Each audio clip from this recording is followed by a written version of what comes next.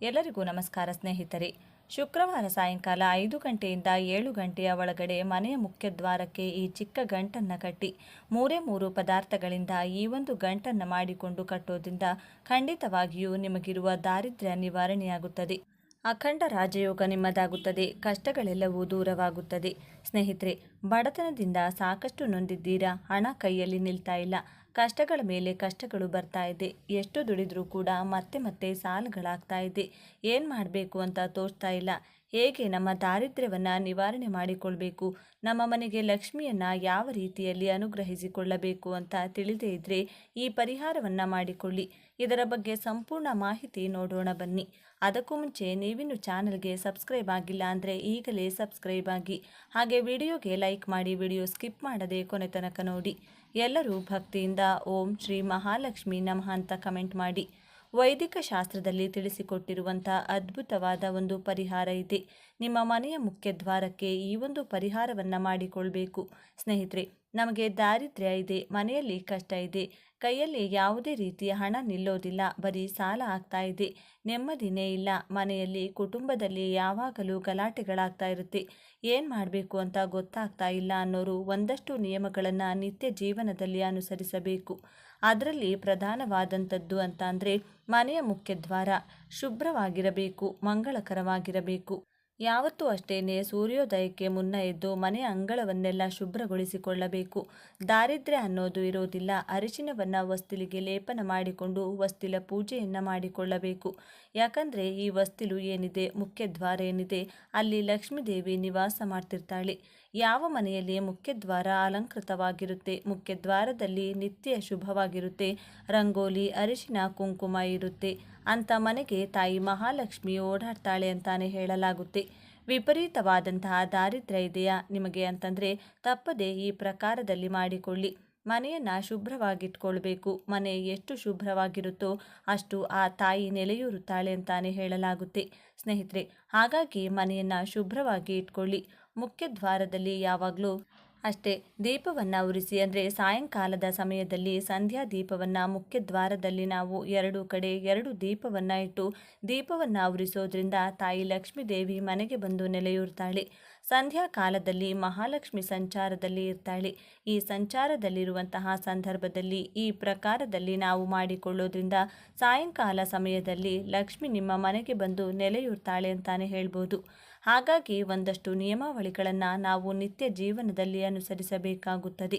ಮನೆಯನ್ನು ಶುಭ್ರವಾಗಿ ಇಟ್ಕೊಳ್ಳೋದು ಹೆಣ್ಣು ಮಕ್ಕಳ ಕರ್ತವ್ಯವಾಗಿರುತ್ತದೆ. ಶುಭ್ರವಾಗಿ ಇಟ್ಕೊಳ್ಳಿ. ಅಂತಹ ಮನೆಗೆ ಮಾತ್ರ ತಾಯಿ ಬಂದು ನೆಲೆ ಇರುತ್ತಾಳೆ. ಇಲ್ಲಾಂದರೆ ದಾರಿದ್ರ್ಯ ಬಂದು ಒಮ್ಮೆ ಮನೆಯಲ್ಲಿ ಕೂತ್ರೆ ಅಂತಂದರೆ ಬರೀ ಕಷ್ಟಗಳೇ ಬರುತ್ತದೆ. ಮನೆಯಲ್ಲಿ ನೆಮ್ಮದಿ ಶಾಂತಿ ಇರೋದಿಲ್ಲ. ಮನೆಯಲ್ಲಿ ಏನಾದರೂ ಒಂದು ಸಮಸ್ಯೆಗಳು, ಆಘಾತಗಳು ಬರುತ್ತೆ. ನೀವು ಐಶ್ವರ್ಯ ಪಡ್ತೀರ. ಸಾವು, ನೋವು, ಕಷ್ಟ ನಮಗೆ ಯಾಕಪ್ಪ ಈ ರೀತಿ ಅನ್ನುವಷ್ಟು ನಮ್ಮನ್ನು ಜೀವನದಲ್ಲಿ ಸಾಕಷ್ಟು ಕಷ್ಟಗಳಿಗೆ ಗುರಿಯಾಗಿಸಿ ಬಿಡುತ್ತೆ. ಹಾಗಾಗಿ ಯಾವುದೇ ಕಾರಣಕ್ಕೂ ಈ ರೀತಿ ತಪ್ಪುಗಳನ್ನು ಮಾಡಬೇಡಿ. ಮನೆಯ ಮೂಲೆ ಮೂಲೆಗಳಲ್ಲಿ ಕಸವನ್ನು ತೆಗೆಯಿರಿ. ನಿತ್ಯ ಮನೆಯನ್ನು ಶುಭ್ರವಾಗಿಟ್ಟುಕೊಳ್ಳಿ. ಅಡುಗೆ ಮನೆಯನ್ನು ಶುಭ್ರವಾಗಿಟ್ಕೊಳ್ಳಿ. ಆಹಾರ ಪದಾರ್ಥಗಳನ್ನು ಶುಭ್ರವಾಗಿಟ್ಟುಕೊಳ್ಳಿ. ಬೀರುವನ್ನು ಶುಭ್ರವಾಗಿಟ್ಟುಕೊಳ್ಳಿ. ಬೀರುವಿನಲ್ಲಿ ನೀಟಾಗಿ ಬಟ್ಟೆಗಳನ್ನು ಜೋಡಿಸಿ ಇಟ್ಟುಕೊಳ್ಳಿ. ಬೀರುವಿನಲ್ಲಿ ಮೈಲಿಗೆ ಬಟ್ಟೆಗಳನ್ನು, ಹಾಗೆ ವಾಸನೆ ಬರುವಂತಹ ಬಟ್ಟೆಗಳನ್ನು, ಹಾಗೆ ಉಟ್ಟು ತೊಟ್ಟಿರುವಂಥದ್ದನ್ನು ಮತ್ತೆ ಬೀರುವಲ್ಲಿ ಇಡೋದಕ್ಕೆ ಹೋಗಬೇಡಿ. ಯಾಕಂದರೆ ಹಣ ಇಡುವಂತಹ ಜಾಗ ಶುಭ್ರವಾಗಿರಬೇಕು. ಹಣ ಇಡುವಂತಹ ಜಾಗ ಸುಗಂಧಭರಿತವಾಗಿರಬೇಕು ಅಂತ ಹೇಳ್ತಾರೆ. ಸ್ನೇಹಿತರೆ, ನೀವು ಬೀರುವಿನಲ್ಲಿ ಸ್ವಲ್ಪ ಸುಗಂಧಭರಿತವಾದಂತಹ ಪದಾರ್ಥಗಳನ್ನು ಇಟ್ಕೊಳ್ಬೇಕಾಗುತ್ತದೆ. ಹಣ ಇಡುವಂತಹ ಜಾಗವನ್ನು ಶುಭ್ರವಾಗಿಟ್ಟುಕೊಳ್ಳಿ. ಖಾಲಿ ಇರುವ ಪರ್ಸ್ಗಳನ್ನು ಅಲ್ಲಿ ಇಡೋದಕ್ಕೆ ಹೋಗಬೇಡಿ. ಯಾಕಂದರೆ ಬೀರು ಯಾವಾಗಲೂ ಖಾಲಿಯಾಗಿದ್ದು ಬಿಡುತ್ತದೆ. ಹಾಗೆ ಹಣವನ್ನು ನಾವು ಆಕರ್ಷಣೆ ಮಾಡಿಕೊಳ್ಳಲು ಸಾಕಷ್ಟು ರೀತಿಯ ತಂತ್ರಗಳನ್ನು ಮಾಡಿಕೊಳ್ಳಬಹುದು. ಹಣ ಆಕರ್ಷಣೆಗೆ ಅಂತ ನಾನಾ ರೀತಿಯ ತಂತ್ರಗಳನ್ನು ತಿಳಿಸಿಕೊಟ್ಟಿದ್ದೇನೆ. ಸ್ನೇಹಿತರೆ, ವಿಡಿಯೋದಲ್ಲಿ ನೀವು ನೋಡಿದರೆ ನಿಮಗೆ ಗೊತ್ತಾಗುತ್ತದೆ. ಈ ಪ್ರಕಾರದಲ್ಲಿ ನೀವು ಮಾಡಿಕೊಳ್ಳಬಹುದು. ಅದೇ ರೀತಿಯಾಗಿ ಇವತ್ತು ಮುಖ್ಯದ್ವಾರದಲ್ಲಿ ಮೇಯ್ನಾಗಿ ನಾವು ಏನು ಮಾಡಿಕೊಳ್ಬೇಕು, ಮುಖ್ಯದ್ವಾರದಲ್ಲಿ ಲಕ್ಷ್ಮಿನ ಆಕರ್ಷಣೆ ಮಾಡಿಕೊಳ್ಬೇಕು ಮನೆಗೆ ಅಂತಂದರೆ ಏನು ಮಾಡಿಕೊಳ್ಬೇಕು ಅನ್ನೋದನ್ನು ತಿಳಿಸ್ತೀನಿ. ಶುಕ್ರವಾರ ಅನ್ನೋದು ಶುಭಪ್ರದಾಯಕವಾದಂತಹ ದಿನ. ಲಕ್ಷ್ಮಿ ಆ ದಿನ ಸಂಚಾರದಲ್ಲಿರುತ್ತಾಳೆ. ಶುಕ್ರವಾರ ಲಕ್ಷ್ಮಿಗೆ ಅಂತ ಸೀಮಿತವಾದಂತಹ ಅಂಕಿತವಾದಂತಹ ದಿನ. ಈ ದಿನ ಲಕ್ಷ್ಮಿಯನ್ನು ನಾವು ಆರಾಧನೆ ಮಾಡ್ತೀವಿ. ಲಕ್ಷ್ಮಿಯನ್ನು ಭಕ್ತಿ ಶ್ರದ್ಧೆಯಿಂದ ಆರಾಧನೆ ಮಾಡ್ತೀವಿ. ಲಕ್ಷ್ಮಿಗೆ ಈ ದಿನ ಅಂದರೆ ಪ್ರತ್ಯೇಕವಾಗಿ ಶುಕ್ರವಾರಕ್ಕೆ ಒಮ್ಮೆ ಆದರೂ ಸರಿ ಅಮ್ಮನವರಿಗೆ ಸೆಪರೇಟ್ ಆಗಿ ನೀವು ದೀಪಾರಾಧನೆ, ತುಪ್ಪದ ದೀಪಾರಾಧನೆಯನ್ನು ನೀವು ಮಾಡಬೇಕಾಗುತ್ತದೆ.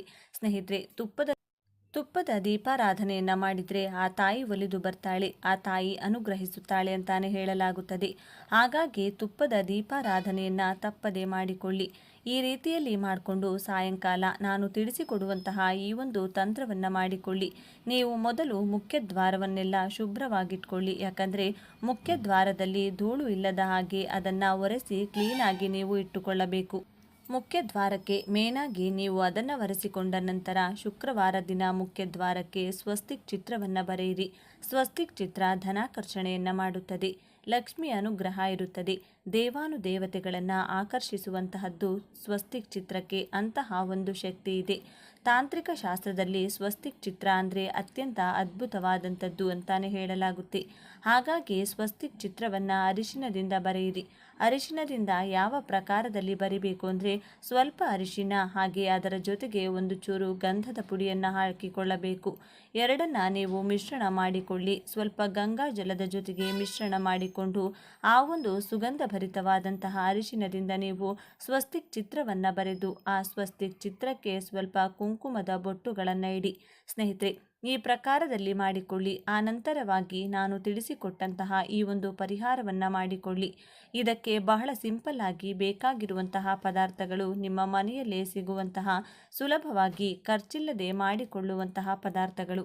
ಅದರಲ್ಲಿ ಮುಖ್ಯವಾದಂತಹ ಪದಾರ್ಥ ಅಂದರೆ ಶುಕ್ರವಾರದ ದಿನ ಕೆಂಪು ಬಣ್ಣದ ವಸ್ತ್ರವನ್ನು ತೆಗೆದುಕೊಳ್ಳಿ. ಸ್ನೇಹಿತರೆ, ಕೆಂಪು ಬಣ್ಣದ ವಸ್ತ್ರ ಹೊಸದಾಗಿರಬೇಕು, ಶುಭ್ರವಾಗಿರಬೇಕು, ಚೆನ್ನಾಗಿ ಒಣಗಿರಬೇಕು. ಆ ಥರದಾದಂತಹ ಒಂದು ಬಟ್ಟೆಯನ್ನು ತೆಗೆದುಕೊಳ್ಳಿ. ಒಂದು ಕರ್ಚೀಫ್ ಗಾತ್ರ ಅಂತ ಹೇಳ್ಬೋದು, ಅಷ್ಟನ್ನು ತೆಗೆದುಕೊಂಡು ಅದರಲ್ಲಿ ನೀವು ಒಂದು ನಾಣ್ಯವನ್ನು ತೆಗೆದುಕೊಳ್ಳಿ. ಒಂದು ನಾಣ್ಯ, ಹಾಗೆ ಅದರ ಜೊತೆಗೆ ಒಂದೇ ಒಂದು ಅರಿಶಿನದ ಕೊಂಬು, ಹಾಗೆ ಅದರ ಜೊತೆಗೆ ಒಂದೇ ಒಂದು ಬಟ್ಟಲು ಅಡಿಕೆ. ಇದಕ್ಕೆ ಸ್ವಲ್ಪ ಯಾವುದಾದರೂ ಸುಗಂಧ ದ್ರವ್ಯ, ಸೆಂಟ್ ಅನ್ನೋದನ್ನು ಏನು ಹೇಳ್ತೀವಿ ಅದನ್ನು ನೀವು ಸೇರಿಸಿಕೊಳ್ಳಬಹುದು. ಅದನ್ನು ಸ್ವಲ್ಪ ಪ್ರೋಕ್ಷಣೆ ಮಾಡಿಕೊಂಡು ಚಿಟಿಕೆ ಅಕ್ಷತೆಯನ್ನು ಹಾಕಿ ಅರಿಶಿನ ಕುಂಕುಮವನ್ನು ಹಾಕಿ ಆ ಗಂಟನ್ನಾಗಿ ಕಟ್ಟಿಕೊಳ್ಳಿ. ಈ ಗಂಟನ್ನು ಕಟ್ಟಿಕೊಂಡು ಲಕ್ಷ್ಮಿ ಫೋಟೋ ಮುಂದೆ ಪೂಜೆ ಮಾಡಬೇಕಾದ್ರೇ ಅದನ್ನು ಇಟ್ಬಿಡಿ.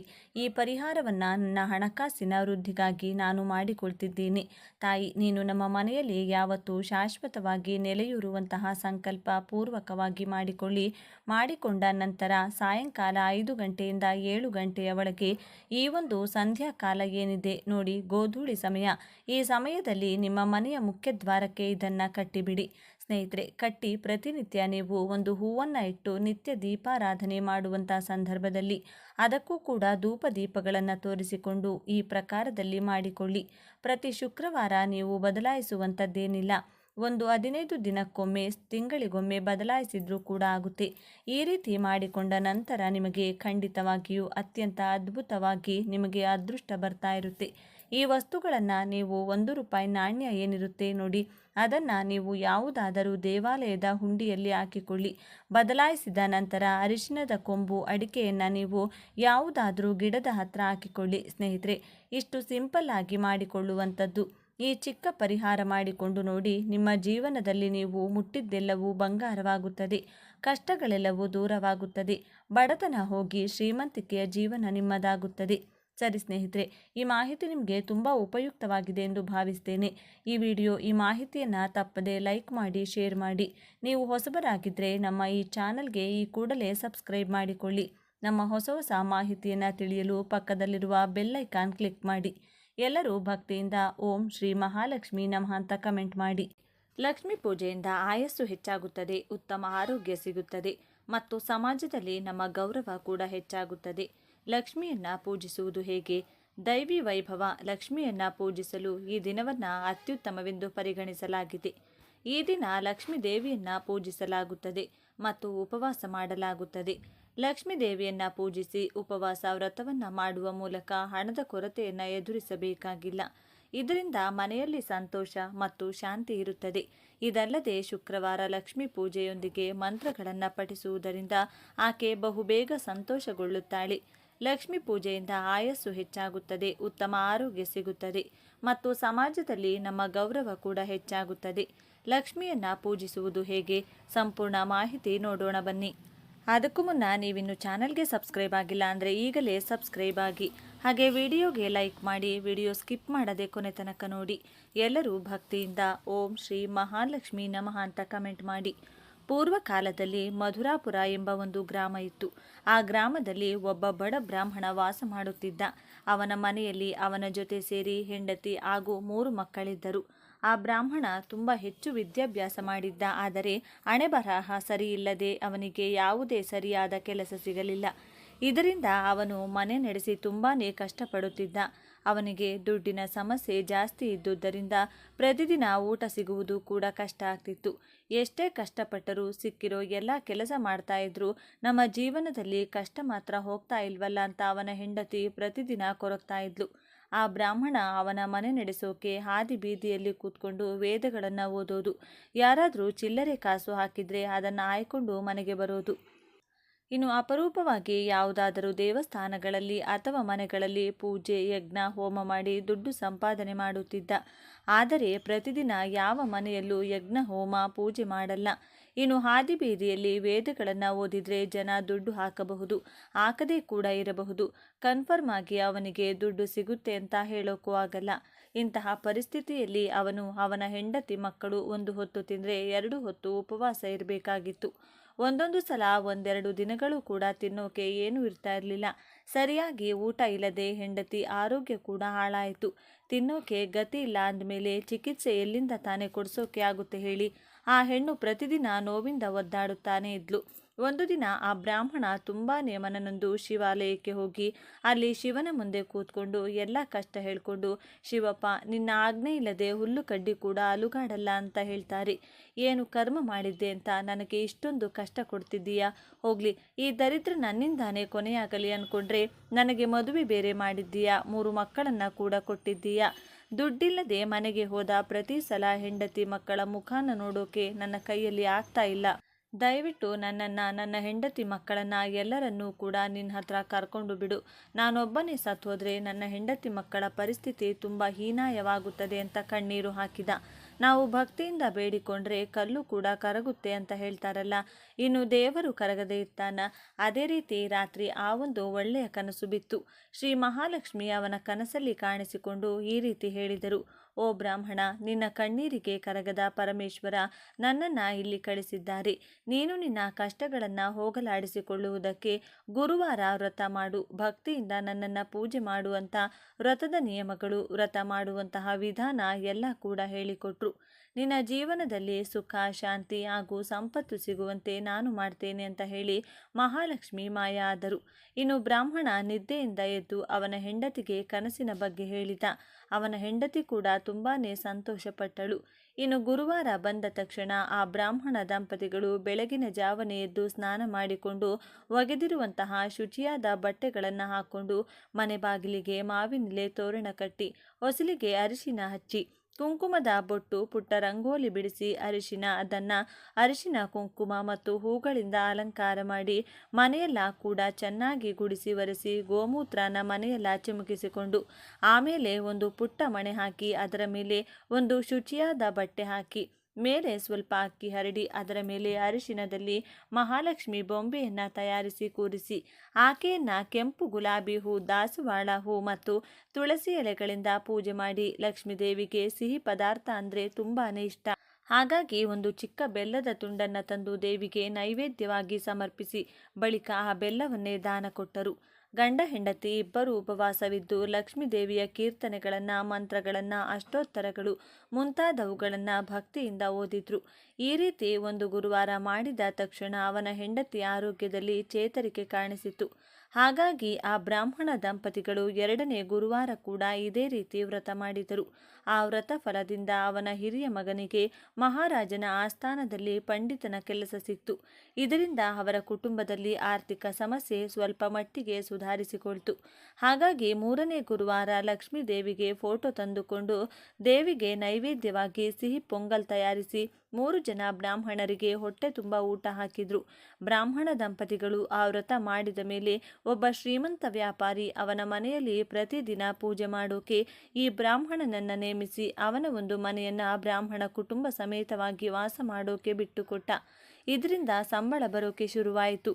ಆ ಶ್ರೀಮಂತನ ಮನೆಯಲ್ಲಿ 3 ಹೊತ್ತು ಊಟ ಕೂಡ ಸಿಗ್ತಾ ಇತ್ತು. ಹಾಗೆ ಪ್ರತಿ ಹಬ್ಬಕ್ಕೆ ಶ್ರೀಮಂತ ಬ್ರಾಹ್ಮಣ ಕುಟುಂಬಕ್ಕೆ ಬಟ್ಟೆ ಕೂಡ ಕೊಡ್ತಾ ಇದ್ದ. ಇನ್ನು ಕಷ್ಟ ಅನ್ನೋದು 50% ಹೊರಟು ಹೋಯಿತು. ಆ ಬ್ರಾಹ್ಮಣ ದಂಪತಿಗಳು 4ನೇ ಗುರುವಾರ ಪೂಜೆಗೋಸ್ಕರ ಲಕ್ಷ್ಮೀ ದೇವಿಯ ಬೆಳ್ಳಿ ವಿಗ್ರಹವನ್ನ ಮನೆಗೆ ತಂದರು. ಪೊಂಗಲ್, ಪಾಯಸ ಹಾಗೂ ಪುಳಿಯೋಗರೆಯನ್ನ ನೈವೇದ್ಯವಾಗಿ ಸಮರ್ಪಿಸಿ 5 ಜನ ಬ್ರಾಹ್ಮಣರಿಗೆ ಊಟ ಹಾಕಿದರು. ಅದರ ನಂತರ ಆ ಬ್ರಾಹ್ಮಣ ಸ್ವಂತ ಮನೆ ಕಟ್ಟಿಕೊಂಡ. 5ನೇ ಗುರುವಾರ ಪೂಜೆ ಮಾಡಿ 5 ರೀತಿಯಾದ ನೈವೇದ್ಯ ತಯಾರಿಸಿ 10 ಜನ ಬ್ರಾಹ್ಮಣರಿಗೆ ಊಟ ಹಾಕಿದ್ರು. ಇದರ ನಂತರ ಬ್ರಾಹ್ಮಣನ ಹೆಂಡತಿ ಮೈತುಂಬ ಒಡವೆಗಳು ಬಂತು. ಹೀಗೆ ಬ್ರಾಹ್ಮಣ ಪ್ರತಿ ಗುರುವಾರ ನಿಲ್ಲಿಸದೆ ವ್ರತ ಮಾಡುತ್ತಿದ್ದ. ಅವನು ವ್ರತ ಮಾಡಿದ ನಂತರ ಅವನ ಜೀವನದಲ್ಲಿ ಒಂದೊಂದು ಬದಲಾವಣೆ ನಡೀತಾ ಇತ್ತು. ಕೆಲವೇ ದಿನಗಳಲ್ಲಿ ಆ ಬ್ರಾಹ್ಮಣ ಅವನ ಗ್ರಾಮದಲ್ಲಿ ದೊಡ್ಡ ಶ್ರೀಮಂತರ ಪಟ್ಟಿಗೆ ಸೇರಿಕೊಂಡ. ಈ ವ್ರತದಿಂದಲೇ ನನ್ನ ಜೀವನ ಬದಲಾಯಿತು ಅಂತ ಎಲ್ಲರ ಹತ್ರ ಬ್ರಾಹ್ಮಣ ಗರ್ವದಿಂದ ಹೇಳ್ಕೊಳ್ತಾ ಇದ್ದ. ಆ ಬ್ರಾಹ್ಮಣ ಅಷ್ಟೊಂದು ದೊಡ್ಡ ಶ್ರೀಮಂತ ಆದ್ಮೇಲೂ ಕೂಡ ಅವನು ಹಣವನ್ನ ದುಂದು ವೆಚ್ಚ ಮಾಡದೆ ತುಂಬಾ ಜಾಗ್ರತೆಯಿಂದ ಖರ್ಚು ಮಾಡುತ್ತಿದ್ದ. ಕೇವಲ ಧರ್ಮ ಕಾರ್ಯಕ್ಕಾಗಿ ಮಾತ್ರವೇ ಹಣ ಖರ್ಚು ಮಾಡುತ್ತಿದ್ದ. ಆ ಗ್ರಾಮದಲ್ಲಿರೋ ಬಡವರಿಗೆ ಪ್ರತಿದಿನ ಊಟ ಹಾಕ್ತಿದ್ದ. ಅನಾಥ ಮಕ್ಕಳಿಗೆ ವಿದ್ಯಾಭ್ಯಾಸ ಹೇಳಿಕೊಡ್ತಿದ್ದ. ಅವನಂತೆ ಎಲ್ಲರೂ ಗುರುವಾರ ಮಹಾಲಕ್ಷ್ಮಿಯ ಪೂಜಿಸಬೇಕು ಅನ್ನೋ ಉದ್ದೇಶದಿಂದ ಒಂದು ಲಕ್ಷ್ಮೀದೇವಿ ದೇವಸ್ಥಾನ ಕೂಡ ಕಟ್ಟಿಸಿದ. ಈ ರೀತಿ ಆ ಬ್ರಾಹ್ಮಣ ಕೇವಲ ಶ್ರೀಮಂತ ಅಂತ ಮಾತ್ರ ಅಲ್ಲದೆ ಧರ್ಮಾತ್ಮ, ದಯಾಮಯಿ, ಪುಣ್ಯಾತ್ಮ ಅನ್ನೋ ಹೆಸರುಗಳನ್ನು ಕೂಡ ಸಂಪಾದನೆ ಮಾಡಿಕೊಂಡ. ಅವನ ಕೀರ್ತಿ ಪ್ರತಿಷ್ಠೆಯ ಬಗ್ಗೆ ಅವರಿವರ ಬಾಯಿಂದ ಹೋಗಿ ಮಹಾರಾಜನ ಕಿವಿಗೂ ಕೂಡ ಬಿತ್ತು. ಮಹಾರಾಜ ಆ ವ್ರತದ ಬಗ್ಗೆ ಇನ್ನಷ್ಟು ಹೆಚ್ಚು ಮಾಹಿತಿ ತಿಳಿದುಕೊಳ್ಬೇಕು ಅನ್ನೋ ಕೋರಿಕೆಯಿಂದ ಆ ಬ್ರಾಹ್ಮಣನನ್ನ ಅವನ ಆಸ್ಥಾನಕ್ಕೆ ಕರೆಸಿದ. ಇನ್ನು ಬ್ರಾಹ್ಮಣ ಮಹಾರಾಜರಿಗೆ ಗುರುವಾರ ವ್ರತ ಮಾಡುವ ಪೂರ್ತಿ ವಿಧಾನವನ್ನ ಹೇಳಿಕೊಟ್ಟ. ಕೂಡಲೇ ಮಹಾರಾಜ ಅವನ ರಾಜ್ಯದ ಪ್ರಜೆಗಳಿಗೆ ಪ್ರತಿ ಗುರುವಾರ ಈ ವ್ರತವನ್ನ ಮಾಡುವಂತೆ ಆದೇಶಿಸಿದ.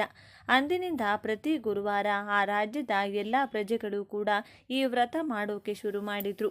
ಅದರ ಫಲದಿಂದ ಆ ರಾಜ್ಯದಲ್ಲಿ ವ್ಯವಸಾಯ ಅಭಿವೃದ್ಧಿಯಾಯಿತು. ವ್ಯಾಪಾರಗಳು ಲಾಭವನ್ನ ತಂದುಕೊಡ್ತು. ಪ್ರಜೆಗಳು ಶಾಂತಿ ಮತ್ತು ಐಶ್ವರ್ಯದಿಂದ ಬದುಕಿದರು.